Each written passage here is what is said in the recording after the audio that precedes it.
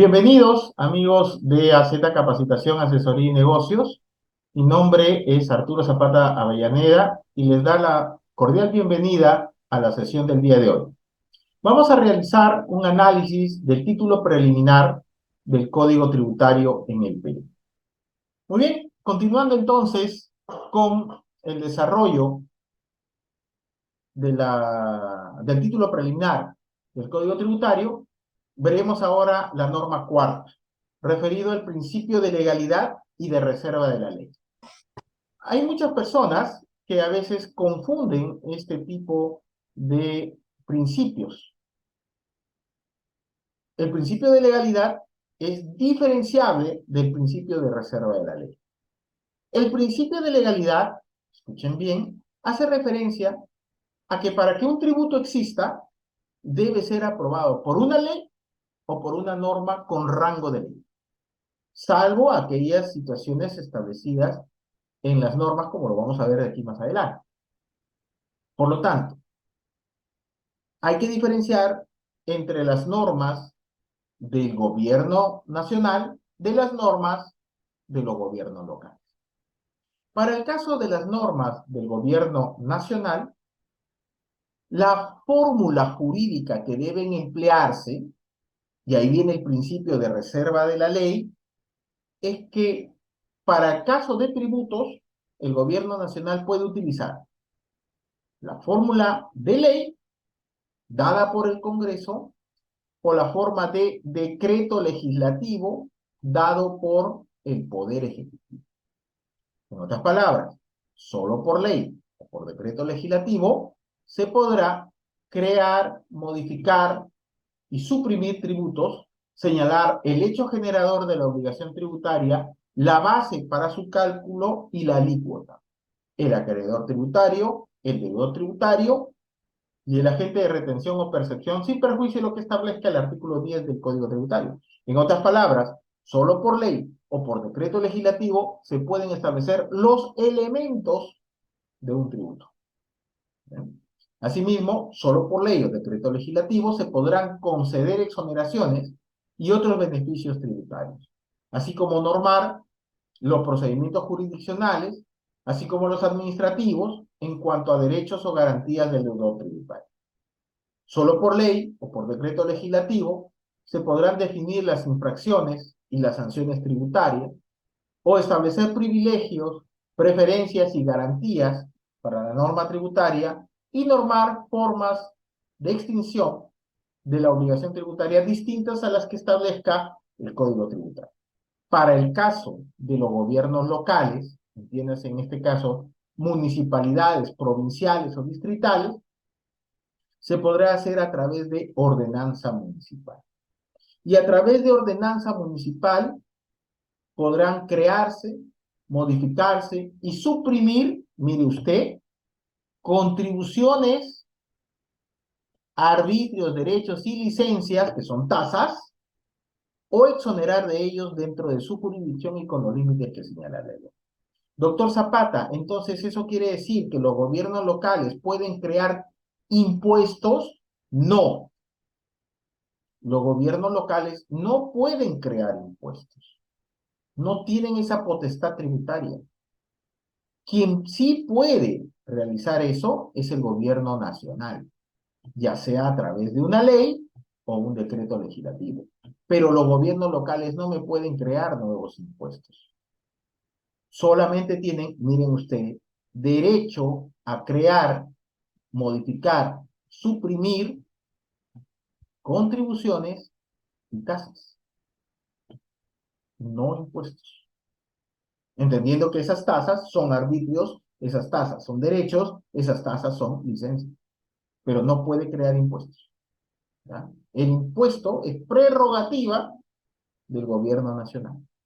¿Ya? Por eso es que la ley de tributación municipal fue dada por el Congreso. Y ahí se crean los impuestos municipales. La norma cuarta hace referencia al principio de legalidad y de reserva de la ley. ¿Qué implica legalidad? Los tributos se crean a través de una ley.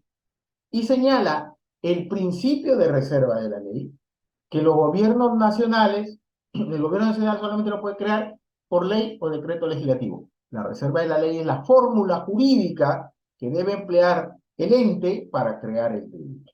Y para el caso de los gobiernos municipales, la fórmula jurídica es la ordenanza municipal. Doctor, ¿puede crearse una contribución o una tasa a través de una resolución municipal? No, tiene que ser ordenanza municipal. Entendiendo que esa ordenanza municipal, dentro de la ley orgánica de municipalidades, es la norma de más alta jerarquía que es establecida por el Consejo Municipal. Entendiendo que ese Consejo Municipal, que es el órgano legislativo, de acuerdo a la ley orgánica de municipalidades, está conformada por el alcalde y todos los regidores. Entonces, ese es el ente competente para dar una ordenanza municipal. ¿No? Ahora, se pueden establecer también, mediante decreto supremo refrendado por el Ministerio de Economía, tarifas arancelarias. O a través de decretos supremos debidamente refrendados por el Ministerio del Sector competente y el Ministerio de Economía y Finanzas, se puede fijar la cuantía de las tasas. ¿Ya? En los casos en que la administración tributaria se encuentra facultada para actuar de manera discrecional, oído a la música aquí, ¿ah? Cuando la administración tributaria se encuentre facultada para actuar de manera discrecional, es decir, puede establecer sus propios parámetros para decidir, optará por la decisión administrativa que considere más conveniente para el interés público dentro del marco que establece la ley. Más conveniente al interés público. ¿Qué significa eso? Que si hubiera alguna pretensión por parte de un administrado donde tenga que resolverse de manera discrecional y debemos entonces ponderizar el interés del administrado y el interés de la administración tributaria, ¿cuál debe pesar? El interés de la administración tributaria. ¿Por qué, doctor, si está el contribuyente solicitando a lo mejor algo que es justo? Sí, pero de manera discrecional pondera porque el interés de la administración tributaria, en base a la teoría de la representatividad, representará el interés de todos. En cambio, el interés particular es un interés individual. Frente a un interés individual y un interés público, ¿cuál prima? Obviamente el interés de todos. Eso es lo que quiere decir en esta parte la norma cuarta del título preliminar del Código Tributario. Luego, la norma quinta señala que la ley anual del presupuesto del sector público y las leyes que aprueban créditos suplementarios no podrán contener normas en materia tributaria. ¿Y por qué, doctor, no pueden tener la ley del presupuesto y aquellos que establecen créditos suplementarios temas en materia tributaria? ¿Cuál es el sentido de esto? Esto va de acuerdo también a lo que establece la Constitución Política del Perú. Bien, pero debe entenderse que cuando se hace la ley anual del presupuesto, ya deben estar establecidos cuáles van a ser esas partidas, ¿correcto? Que van a tener que establecerse para generar los recursos económicos a cada uno de los sectores que van a ser atendidos. Significa que ese presupuesto ya debe estar debidamente aprobado y debe ser de tal manera que la asignación de partida no vaya a generar precisamente un desorden. No podrían crearse nuevos tributos a base de la ley anual del presupuesto, porque significaría que ese presupuesto no está balanceado. Significaría que ese presupuesto ni siquiera tiene un buen sustento, porque tendrían que crearse nuevos tributos en algo que ya debería estar debidamente establecido. Por eso es que la ley anual del presupuesto del sector público y aquellas leyes que aprueban créditos suplementarios no están facultadas para crear normas en materia tributaria, ¿no? La norma sexta habla de la modificación y derogación de las normas. Deben entender que lo que es derogación implica la existencia de supresión de norma o modificación de norma. En otras palabras, la derogación importa o que se va a suprimir una ley o que se va a cambiar esta ley por una nueva. Existen en el ordenamiento jurídico hasta dos tipos de derogación. Hay derogación expresa y hay derogación tácita. La derogación tácita no opera en materia tributaria. La norma sexta precisa que las normas tributarias solo se derogan o modifican por declaración expresa de otra norma del mismo rango o de jerarquía superior. Doctor, entonces, una resolución dada por el Tribunal Fiscal puede derogar a una norma. No. ¿Un reglamento puede derogar a la ley? No, tienen que ser del mismo rango o de rango superior. Toda norma tributaria que derogue o modifique otra norma deberá mantener en el ordenamiento jurídico indicando expresamente la norma que deroga o modifica. Por ejemplo, aparece el decreto legislativo 1354 y dice, deróguese la ley 175. Obviamente que ese decreto legislativo significa que ha sido dada las facultades necesarias al Poder Ejecutivo para derogar a esta ley. ¿Me dejo entender? Y esta norma, la norma dada por el decreto legislativo, debe señalar expresamente cuál es la ley que se está derogando. De suerte entonces que pueden haber dos formas de derogación expresa. Puede haber derogación absoluta o puede haber derogación relativa. La derogación absoluta es aquella cuando existe una nueva ley y esa nueva ley deja sin efecto totalmente a la ley anterior. Eso es lo que en doctrina se conoce como abrogación. Entiéndase que la abrogación es un término no usado en el ordenamiento jurídico. El ordenamiento jurídico habla de derogación, ¿correcto? La abrogación es una forma de derogación. La abrogación es la derogación total de una ley, la supresión de la norma. En cambio, la derogación también puede ser relativa.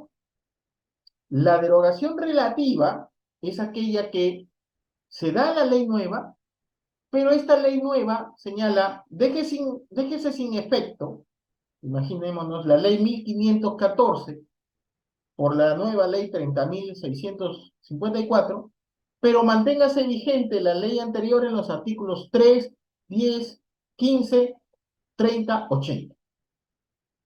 Eso se llama derogación expresa relativa. Pero siempre se debe señalar cuál es la ley que se está derogando. Eso significa que en materia tributaria no puede existir ese término genérico que dice deróguese todas las normas que se opongan a la presente disposición. ¿Por qué? Porque eso es derogación tácita y en materia tributaria eso no funciona. En materia tributaria solo hay derogación expresa, no hay derogación tácita. ¿Ya?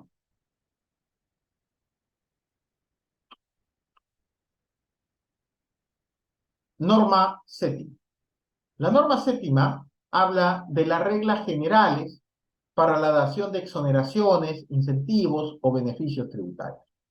Precisa esta norma que para la dación de normas legales que contengan exoneraciones, incentivos o beneficios tributarios, se deben sujetar a las siguientes normas. Tenga presente esto. No existen exoneraciones o incentivos o beneficios tributarios solo porque el Estado sea buena gente. Para que haya una exoneración, para que haya un incentivo, para que haya un beneficio tributario, debe haber un estudio en el cual, si bien es cierto, a corto plazo, un obligado tributario recibe el beneficio, la exoneración o el incentivo, a la larga es el Estado quien se va a beneficiar, ¿correcto? Entonces, piense siempre usted esa situación. El Estado no hace estas cosas de buena gente. Ahora, las reglas a las que se deben sujetar para que se pueda gozar de este tema de exoneraciones, incentivos o beneficios tributarios son los siguientes.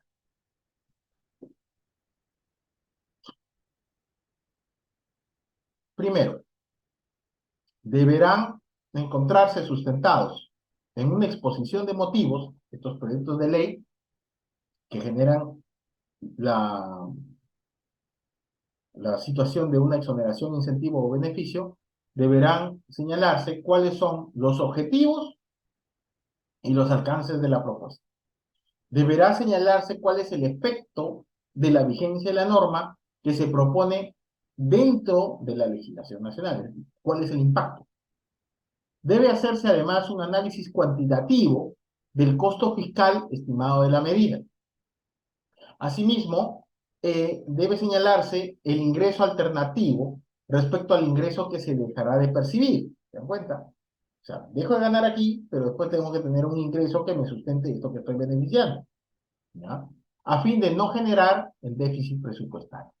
De igual manera, se debe establecer el beneficio económico sustentado por estudios y documentación que demuestren que la medida adoptada resulta más idónea para el logro de los objetivos propuestos. Por ejemplo, exoneración a la entrada de material informático, computadoras, ¿no es cierto?, para laboratorios en una universidad. Perfecto, exonero a la universidad.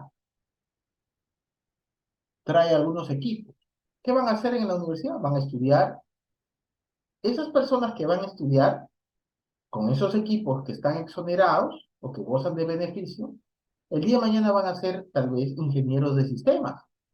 Muy bien, esos ingenieros de sistemas, cuando sean profesionales y trabajen, van a ganar sus ingresos. Muy bien, entonces el ingreso alternativo será el impuesto a la renta que estos ingenieros van a pagar por tener el título y ejercer en el territorio nacional, habiéndose formado en las universidades con los cuales se les ha dado el beneficio para que puedan ser formados allí con ese material informático. Entonces, no lo hacen de buena gente. Hay una ganancia, hay un ingreso alternativo que a lo mejor sustente lo que ahorita se va a dar como beneficio por la importación de ese material informático, ¿no? Ahora, estos requisitos son de carácter concurrente, ¿bien? Deben estar presentes todos. El cumplimiento de lo señalado en este inciso, inciso A, constituye condición esencial para la evaluación de la propuesta legislativa. Y el cumplimiento de este inciso, entonces, es necesario para que pueda aprobarse ese proyecto de ley o esa iniciativa legislativa de beneficio tributario. Asimismo, otro de los temas es que deberá ser acorde esa propuesta con los objetivos o propósitos específicos de la política fiscal planteada por el gobierno nacional, consideradas en el marco macroeconómico multianual u otras disposiciones vinculadas a la gestión de las finanzas públicas. Toda exoneración, incentivo o beneficio tributario concedido sin señalar un plazo de vigencia se entenderá otorgado por un plazo de 3 años. A lo mejor la norma tributaria que propone la dación de esa exoneración, incentivo o beneficio no señaló plazo. Y así fue aprobada y fue publicada en el Diario Oficial del Peruano y tiene que entrar en vigencia. Pero no dijo cuánto tiempo va a durar. El Código Tributario va a establecer en esta norma séptima que en esos casos, si no se señala nada, el plazo es por 3 años. El inciso C de esta norma séptima señala que el articulado de la propuesta legislativa deberá señalar de manera clara y detallada el objetivo de la medida, los sujetos beneficiarios, así como el plazo de vigencia que, como acabamos de mencionar, debe de ser de 3 años. Si no ocurriera eso, deberá entenderse que el plazo máximo establecido por la ley es este que señala el Código Tributario en la norma séptima de título preliminar. Ahora, también la norma señala que para la aprobación de esta propuesta legislativa se requiere informe previo del Ministerio de Economía y Finanzas, que viene a ser esa especie de filtro para verificar si reúne la legalidad del asunto, ¿no? Ahora, toda norma que otorgue exoneraciones, incentivos o beneficios tributarios será de aplicación a partir del 1 de enero del año siguiente al de su publicación, salvo disposición contraria. Eso significa que si el día de hoy saliera publicada una norma que establece un incentivo, una exoneración o un beneficio, no va a ser aplicable al día siguiente de su publicación en el diario oficial. De acuerdo a lo que prescribe la ley, se establece que esa exoneración, ese incentivo o ese beneficio recién empezará a tener vigencia a partir del 1 de enero del año siguiente. ¿Por qué a partir del 1 del año siguiente? Porque se entiende que estos tributos son de periodicidad anual y las exoneraciones, los incentivos o beneficios también deben ser de esa manera, salvo, dice acá, disposición contraria de la ley. Ahora, señala además que solo por ley expresa, aprobada por los 2/3 de los congresistas, puede establecerse selectiva y temporalmente un tratamiento tributario especial para una determinada zona del país de conformidad a lo que establece el artículo 79 de la Constitución Política del Perú. Y sí, pues, ahí es cuando viene, por ejemplo, los temas de zonas francas o los temas de beneficios a la región selva, ¿correcto? Asimismo, la norma señala en el inciso G que se podrá aprobar por única vez la prórroga de la exoneración, incentivo o beneficio tributario por un periodo de hasta 3 años, contados a partir del término de la vigencia de la exoneración, incentivo o beneficio tributario a prorrogar. Respecto a este tema de la prórroga, la norma séptima señala que para la aprobación de la prórroga se requiere necesariamente una evaluación por parte del sector respectivo del impacto de la exoneración, incentivo o beneficio tributario a través de factores o aspectos sociales, económicos, administrativos, su influencia respecto a las zonas, actividades o sujetos beneficiados, el incremento de las inversiones y generación de empleo directo, así como el correspondiente costo fiscal que sustente las necesidades de su permanencia. Esta evaluación deberá ser efectuada por lo menos un año antes del término de la vigencia de la exoneración, incentivo o beneficio tributario, y la ley o norma con rango de ley que apruebe la prórroga deberá expedirse antes del término de la vigencia de la exoneración, incentivo o beneficio tributario. No hay prórroga tácita. En materia tributaria rige el principio de legalidad y el tema expreso de las cosas. Entonces, si una ley no dice nada respecto de una prórroga, significa que está terminando ahí nomás el tema de la exoneración del incentivo del beneficio tributario. ¿Bien? Por otro lado, señala también esta norma séptima que la ley podrá establecer plazos distintos de vigencia respecto a lo que son los apéndices 1 y 2 de la Ley del Impuesto General a las Ventas e Impuesto Selectivo al Consumo, donde se detallan en estos apéndices las partidas arancelarias de ciertos bienes sujetos a importación en el territorio nacional. ¿Ya? Y asimismo señala que se podrá establecer plazos distintos de vigencia respecto del artículo 19 de la Ley del Impuesto a la Renta, pudiendo ser prorrogado para estos casos por más de una vez. En otras palabras, es la excepción a la regla del plazo máximo de 3 años.